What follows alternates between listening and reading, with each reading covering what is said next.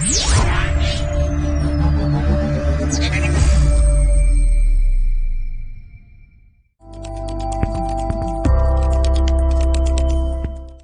you, so allow me to please welcome with some very happy applauses from wherever you're talking to us, watching us, wherever you're sitting. Please put your hands together to welcome Waldemar Smirnov, deep learning and machine learning engineer. We would also be welcoming Michel, Janus manufacturing digitalization researcher, Robert Bosch. Let's give it up to welcome the two.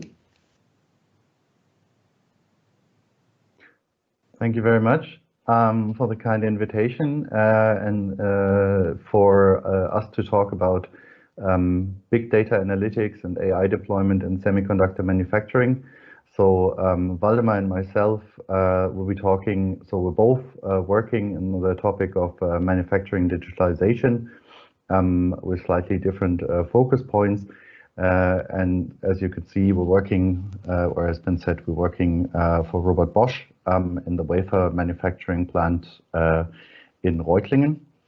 And just a quick introduction, I'll try to make it not so boring and so detailed and get to the very interesting actual AI applications that Waldemar will be mostly talking about very soon.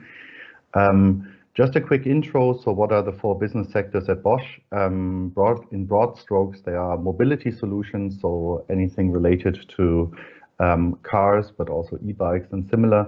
The electronics that go into that, industrial technology, energy and building technology, and the thing Bosch is maybe most well known for traditionally is the consumer goods. But we'll be focusing due to our personal perspective also more on the mobility solution part. As I mentioned before, this is with regards to the big trend of electrification. So we're talking about e-bikes, e-scooters, but also electric motors and the electronics that go into cars, both electric and combustion engine. We're also talking about automation in the sense of that we manufacture a lot of sensor electronics that help cars doing things like assisting the driver in braking, highway autopilot, valet parking, things like that. And also connecting the different pieces together in the context of Internet of Things and vehicle-to-vehicle communication. And of course, the thing that we are most interested in from our personal perspective is making this stuff intelligent. So applying big data analytics, machine learning, and in some cases, what you would call proper AI, although the term is, of course, there's hot discussion on each topic when you apply a machine learning solution, whether it's true AI or not.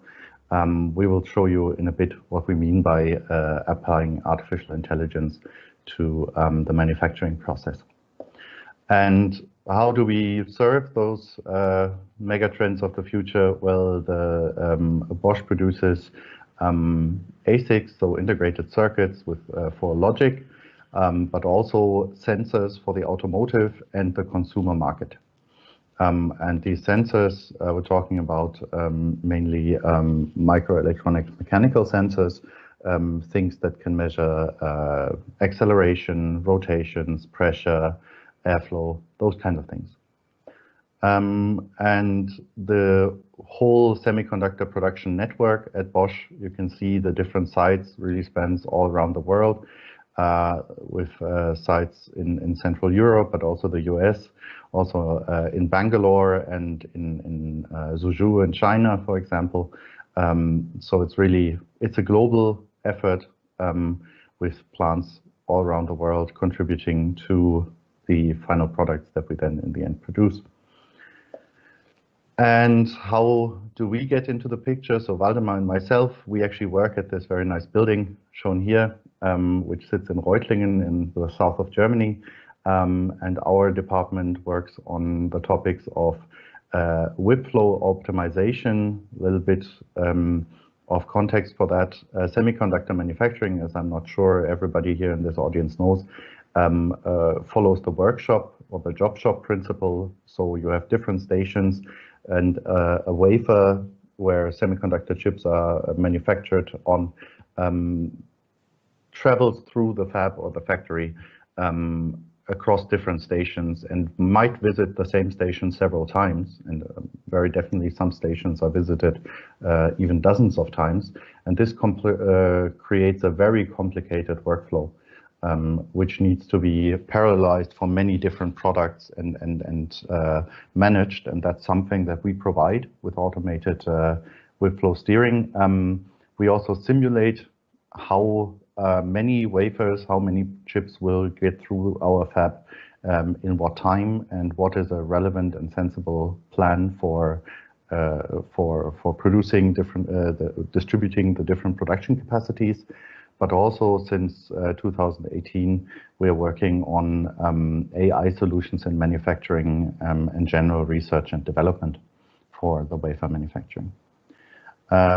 And the ongoing activities when we relate to artificial intelligence or big data analytics, we're talking about 4 main areas that we have identified that are worthwhile to apply machine learning or data analytics to. First being smart tool parameters. So here we're talking about data that comes from equipments in the fabrication process. And the data could be used to, for example, identify when a machine needs to go into maintenance or needs to be serviced, and to plan that well ahead of time, or even improve the operation parameters of the machine automatically, so that the process works in the optimal way. Then there's smart and safe testing, the idea that each microchip is tested multiple times along its production chain. And in order to ensure best quality and safety, because these products also go into the automotive market, we have to ensure that less than maybe a part in a million slips through, and how we can do that smart and safely, but also not test things too often or repetitively. That's one of the focused points of the first part of the talk, so I'll be going into more detail on that. And then Waldemar will be talking about the optical inspection or automated optical inspection using AI. The last part that I mentioned already before, the full factory scheduling, so applying machine learning and optimization solutions to guiding the different lots of semiconductor products through our fab, is also very interesting, but we won't be going into detail on this today. So, and a mandatory prerequisite for this is highly connected data across the value stream. So we need not just only to have the equipment connected to our algorithms, but we also need to know where the data is for a specific chip along the value stream. And what a big undertaking that is, I try to illustrate here on this slide. So the idea is that in a semiconductor production network, you produce wafers in a wafer fab, and you can see here the little grids. This is supposed to be each square in the grid is a wafer, it's a chip on the wafer, and you have multiple wafers with different products that then get produced, shipped around the world, assembled together. So the wafers are cut apart and the chips are connected together into a package, sometimes at a subcontractor or a business partner, and then the chips in package get again quality tested, and then they travel to the customer. So, and each step happens sometimes in different continents across the globe. So making sure that you can identify a single chip across the entire value stream is not trivial, but if you have that, then you can do some very nice things with that. Which I'll be showing on the next slide. So focusing on the smart and safe testing bit. I have 3 use cases with me today where we successfully applied. Here I would rather talk about big data analytics, because true AI is being applied in some cases, but the main challenge here is, and the benefit is, having this big set of data that is well connected. And I'll be talking first about one piece that takes a look at the data from one station in the value stream, Then the second one would be about connecting the data and really then going towards using machine learning algorithms to predict values. And then also the optimization of scrap cost is also a very interesting thing. Here I would just go in, or would just mention the concept, because due to time reasons, I will probably not be able to get into that in detail. But in principle, the idea there is that if you have data from both parts of the value stream, so from two stations in the value stream, and you can identify quality problems with a product already in the earlier stage, then taking away that product and not sending it across the globe to be packaged and then retested later, obviously saves some cost.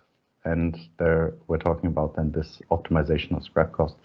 But going into the actual detail use cases, so here, what is the basic problem statement? So the problem statement is, well, saving test time saves money. You have a data lake full of electrical testing data of your chips, and these chips go both into the automotive and consumer market. Each chip is tested several times and across the value stream, and each time we're talking about hundreds to thousands of tests that are done in an automated way, and each test second costs a few cents. And you know that some tests never fail, and some tests identify the same failure source. And the failure rate that you're thinking or targeting depends a little bit on where you're selling your cars to, your chips to. If you put it into a car and you have a failure rate of more than 1 part per million, you really are getting into real safety issues. Whereas for consumer products, failure rate of in the order of tens or hundreds of parts per million is still acceptable. Therefore, and thereby reducing the cost a little bit. Okay, how can we find the minimal test set that provides the same results? That's basically the question here. And this is in terms of calculating the minimal test set. This is just a mathematical optimization problem, so it's a real machine learning problem, where you can say, I just need the set of tests that get the same final test decision. Because if I measure something again, you can see here in this example, the columns are tests and the rows are individual chips. You can think about it like that, and whether a chip is okay or not depends on whether all the tests in one row give you a 1 or an okay statement. And then you can see that, for example, test 2 and test 4 contain the same information. They both fail one chip, and that chip is the same one. So in principle, you don't need test 4. You can stick to test 2 and test 1, which has one unique chip that it fails, chip number 5. So in this example, it is quite simple, but you can do this with thousands of tests and tens or hundreds of millions of chips, and then you get a very good estimate of which failure sources you actually need to cover and which tests cover them and which tests are basic redundancies. And even if your tests have different test times, so each test might take a millisecond, but it might also be that one takes half a second and the others take a millisecond. So getting rid of that one test that takes a long time would be desirable. And this is actually the case. So you see down here an example of the number of tests. Along the x-axis, you see the number of tests, and along the y-axis, the accumulated time. And you can see that for one example product that I showed here, about 80% of the test time is in one test. So you might want to use the test time into your optimization. Luckily, you can just do that because mathematically you can include into your optimization goal the test time as a weight very easily. So this is a very nice and powerful method that we've applied with good success to reduce test times by as much as 15–20% without any loss in quality assurance. Then going one step further, if you don't just want to drop tests, but also want to confirm later on that those tests don't create a gap in quality coverage, it's also quite easy. or not quite easy, but there are clear, concise paths you can go along where you can exploit correlations of your test under study that you want to drop compared to other test items. And if you have a high correlation, you can assure your customer that that test actually, or the failure mode that comes as insured against by this test, actually is covered by another test that you will be keeping, and therefore dropping unnecessary tests is justifiable, and in this case we're talking also about explainable, right? But if you find these kind of correlations, you can go even one step further and predict the actual test value, including a robust uncertainty estimate. So you have a precise risk assessment saying, if I don't just drop the test, but you might have a costly test at the end of the line that you can't drop, but you want to know the value of anyway, but it also takes a lot of time. Well, it would be nice if you could predict that value from earlier tests in the chain and give an uncertainty, because in the end, you have to talk about an acceptable failure rate again, an acceptable slip-through of products. And especially when we're talking about automotive products, I mentioned before, the slip-through rate that's acceptable is very, very low. But using modern machine learning techniques, this is definitely possible, and indeed also in the development for us. So I think that's a little bit the outlook towards the future, but then I would hand over from the smart testing side to the optical inspection side to Waldemar. Thank you, Michel. So Michel showed us the different topics that we cover, and I would like to concentrate on the optical inspection part. This is everything that has to do with images in a sense. Michel, can you go to the next slide? And for that, I would like you to invite to do the job of an optical inspector that is done in such fabs that we have all over the world. And your job could be find images that have these kinds of strange shadows. Michel? Yep. And then you would look through thousands of images and have to find, for example, this image would be a bad image because on the top left side there is a little shadow. You have to select it and to take it out. Michel, next slide. Or another task could be find all the images that have such a misalignment where the red line is not in the center. Michel? And then again, you look through thousands of images every day and you have to find these misalignments. And this image over here would be such a misalignment. Michel? Or one task could be write down this cavity code that is stamped into in a component, and you don't have it digitally, but you want to have it digitally in order to take out bad samples, for example. And then you have to write down all these codes, Michel, and check them against the bad list. And the images, they're always or not always good. That means or flipped sometimes. So you have to take care of that as well, Michel. Another one, yeah. Another 2 times, Michel. And now you can imagine that you have to do it 8 hours a day and at night as well, because we have 24-hour services and only 1 in 1,000 images have an error or are problematic, Michel. And from my own experience, I know that this is totally error prone. And for the operator, for example, it must be just a blink of an eye or a quick chat with a colleague. But for our company, it might mean a wafer that is 10,000 euros or even more, or even worse, an airbag that does not go off in a crash. So you have to do it right. You have to do this optical inspection right. So now you could say, well, then let's just switch on AI, Michel. But it's not so easy as it turns out. So it's not just AI, there are more things. And you can see here, this is a code analysis of one of my projects, and not even a third of the code is dealing with AI. And most of the code I can reuse in next projects. And a lot is going into data engineering and getting the data in a format that we can use it for AI. So more than 20%. Michel? Another one, yeah. So most of the data is good data, which is good because we have good quality products. But if you just input, for example, cat images, and want to train a classifier, then you cannot input a dog image later because the classifier will not know what is a dog image. That means you have to label the data, but we do not have labeled data usually. And if we have labeled data, then the labels are not reliable, as I've shown you. So the visual inspection by humans is very error prone and should be somehow avoided.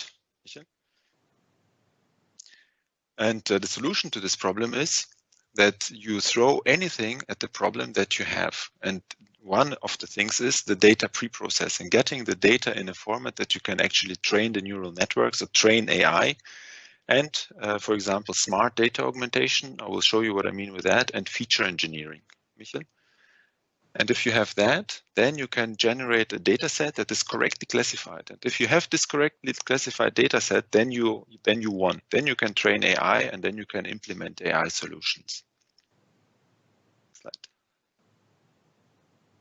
And one of these data pre-processings and data augmentations could be as follows. In this case, on the left top side, you have the original image, but you do not have to train on the original raw images. What you would do is you would crop the image firstly, then you would crop it a little bit more intelligently to have an image that is smaller. And if you have a smaller image, then of course the neural nets will be faster and less memory and so on. So you have benefits. But you do not stop there. You apply some filtering techniques in order to highlight the problem. And on the original image on the top left side, you do not see the problem. And on the processed image, you see this shadow that is problematic. And if a human can see this shadow, then the AI can, of course, learn this even faster. And then you can generate data sets and find these problematic images, and then you can train your AI solutions and your AI models that will then predict. If you input an image, they will predict, is this image good or is it image bad? Next. In this case, again, the segmentation works. We're only interested in these red lines. We segment it, but then the problem is only 1 in 1,000 images is bad. That means you have to look through 1 million images to get a decent amount of good and bad images. So what we did here is a smart data augmentation where, because the problem is so easy, you can remove the red line from a good image and place it somewhere where you know it's a bad position. And with this, I could create a generator that was infinitely bubbling good and bad data, starting from good data. And with this, I could train really nice neural networks that could predict these misalignments. Next slide. You can click 7 times, I think, Michel. Yeah. Okay, so this example is a little bit more complicated. I started with this original images, and I'm only interested in the codes, in the numbers and letters. And what you can do is you crop the circle out of the image with algorithms that are available. Then you only have the circle. Then I realized you have to, sometimes the image is flipped. And the easiest way to detect that was a little neural network that could detect, is the image flipped, yes or no. And then I used another neural network in the next step to find out the rotation angle, by how many degrees is the image rotated. And after this information was gathered, I could just crop the little images out, and very robustly, because it was always in the center and always at the same position. And then I trained neural networks only on this little bits of images. And these, Michel, next. And this whole algorithm is about 1 second per file, which on CPUs, which is pretty fast.